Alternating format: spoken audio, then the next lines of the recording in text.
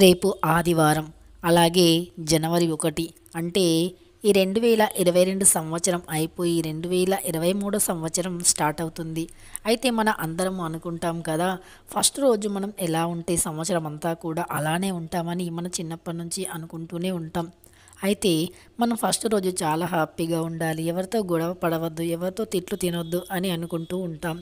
అలానే మనం ఈ చిన్న పరిహారాన్ని కానీ చేసినట్టు అయితే ఈ 2023 సంవత్సరం మొత్తం కూడా చాలా ఆనందంగా ఉంటాం.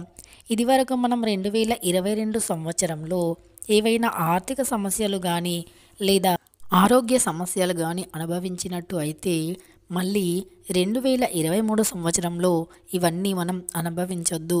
మనం ఆర్థికంగా చాలా స్థిరపడాలి, ఇంకా ఆరోగ్యంగా కూడా చాలా బాగుండాలి.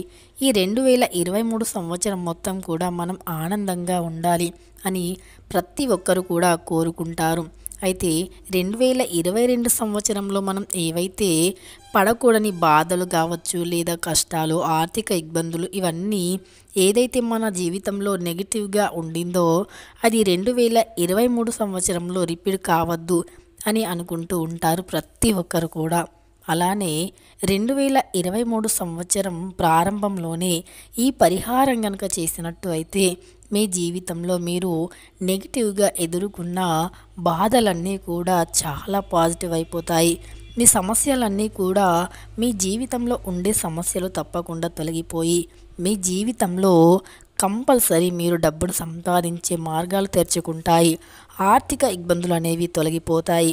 అమ్మవారి యొక్క ఆశీస్సులు అనేవి మీ పైన ఉంటాయి. సహజంగా మనకు ఆర్థిక ఇబ్బందులు అనేవి ఎందుకు వస్తాయంటే అమ్మవారు మన పైన ఆగ్రహం చూపించినప్పుడు అప్పుడే ఆర్థిక ఇబ్బందులు అనేవి ఏర్పడుతూ ఉంటాయి.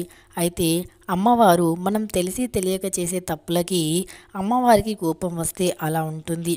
అలానే మన పైన నరదిష్టి ఉంటే కూడా అమ్మో వీళ్ళు ఇంతగా ఉన్నారు, ఇంత బాగా బ్రతుకుతున్నారు అని నరదిష్టి ఉంటే కూడా మన జీవితంలో ఆర్థికంగా మనం ఎదగలేం. ఇక ఆర్థిక సమస్యలు అనేవి తలెత్తుతాయి. అలాంటి సమయంలో అవన్నీ కూడా తొలగిపోతాయి ఈ పరిహారం వల్ల.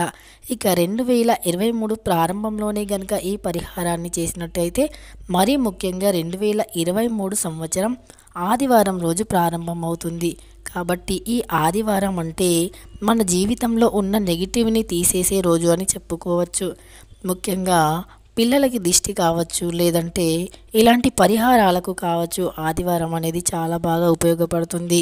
అందువల్ల ఈ నిమ్మకాయ మన అందరికీ తెలిసిన విషయమే. నిమ్మకాయతో ఎంతటి నకారాత్మక శక్తినైనా తొలగించగలిగే శక్తి ఉంది అని మన అందరికీ తెలిసిందే. ముఖ్యంగా నరదిష్టి, నరఘోష, ఇంకా మన పైన ఎదుటి వాళ్ళ కన్ను ఉంటే మనం ఎదగలేం. అంతేకాకుండా ఆరోగ్యంగా కూడా మనం కుదుట పడలేం. ఆరోగ్య సమస్యలు తలెత్తుతాయి. ఆర్థికంగా చాలా ఇబ్బందులు ఎదుర్కోవాల్సి వస్తుంది నరదిష్టి అనేది మన పైన ఉంటే. అలాంటప్పుడు ఈ నిమ్మకాయతో చాలా పరిహారాలని చేస్తూ ఉంటాం. ముఖ్యంగా మన శాస్త్రాల్లో కూడా తెలుపబడింది, నిమ్మకాయకి నెగిటివ్ ఎనర్జీని లాగేసే శక్తి అధికంగా ఉంటుంది. అందుకని మనం నెగిటివ్ ఎనర్జీని లాగేసేటప్పుడు నిమ్మకాయనే వాడుతూ ఉంటాము. చాలా సందర్భాలలో కూడా మనం నిమ్మకాయని వాడుతూ ఉంటాము. ఇంటికి దిష్టి తీయాలి అన్నా కూడా నిమ్మకాయని వాడతాం. ఇంకా మన ఇంట్లో నెగిటివ్ ఎనర్జీని తొలగించుకోవడానికి కూడా నిమ్మకాయను వాడతాం. అంతేకాకుండా నిమ్మకాయ అంటే అమ్మవారికి చాలా ఇష్టం కూడా. అందుకే మన ఇంట్లో ఎప్పుడైనా పూజ చేసే సందర్భాలలో అమ్మవారికి నిమ్మకాయను కూడా సమర్పిస్తూ ఉంటాము. ఇక అమ్మవారి శక్తి కూడో ఏమో కానీ నిమ్మకాయకి నెగిటివ్ ఎనర్జీని తొలగించే చాలా మంచి శక్తి అయితే ఉంది. కాబట్టి నిమ్మకాయతో ఈ పరిహారాన్ని చేసినప్పుడు మీ ఇంట్లో సమస్యలన్నీ కూడా తప్పకుండా తీరిపోతాయి. అయితే ఈ పరిహారాన్ని ఎలా చేయాలో మనం తెలుసుకుందాం.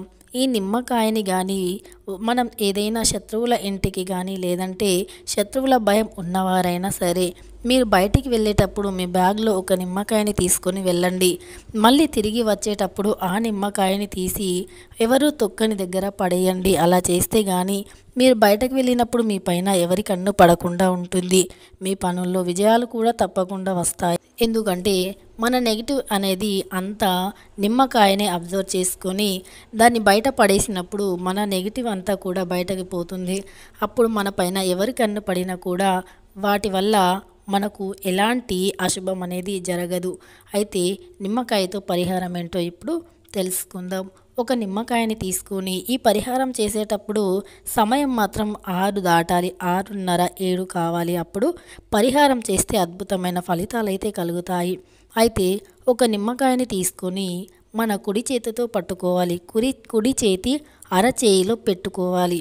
అలా పెట్టుకొని మన ఇంట్లో ఎన్ని గదులైతే ఉన్నాయో అన్ని గదులు మూలలన్నీ తిరిగేసుకోవాలి. ప్రతి గదికి కూడా మూలన ఆ నిమ్మకాయను చూపిస్తూ అరచేతితో ఆ నిమ్మకాయను మొత్తం తిప్పేయాలి. తరువాత నిమ్మకాయని తీసుకొని బయటికి రావాలి. బయటకి వచ్చిన తర్వాత ఆ నిమ్మకాయను పిడికిల్లో బిగించుకోవాలి. తరువాత మనం 7 సార్లు మన చుట్టూ తింపుకోవాలి. అది కూడా కుడి నుండి ఎడమకి తిప్పుకోవాలి. అలా 7 సార్లు తిప్పిన తరువాత ఆ నిమ్మకాయని మన ఎడమ కాలి కింద పెట్టి గట్టిగా తొక్కాలి. ఒక్కసారిగా నిమ్మకాయ బద్దలై అందులో నుండి వాటర్ బయటికి రావాలి.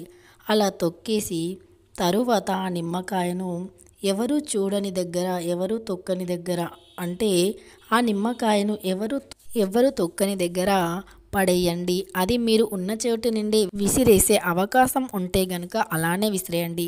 లేదు మాకు అలాంటి అవకాశం లేదు అనుకున్న వారైతే మీరు బయటకు వెళ్ళి మీరు ఎవరు చూడని దగ్గర పడేసి రావాలి. కొంచెం దూరం అయినా సరే పడేసి మళ్ళీ వెనక్కి తిరిగి చూడకుండా ఇంటికి వచ్చి కాళ్ళు చేతులు కడుక్కొని ఇంటి లోపలికి వెళ్ళి దుస్తులను చేంజ్ చేసుకోవాలి. అయితే ఆ చేంజ్ చేసిన దుస్తులను కూడా తప్పకుండా పిండాలి. అయితే మీ ఇంట్లో ఎలాంటి నెగిటివ్ ఎనర్జీ ఉన్నా అంతా బయటకు వెళ్ళిపోతుంది.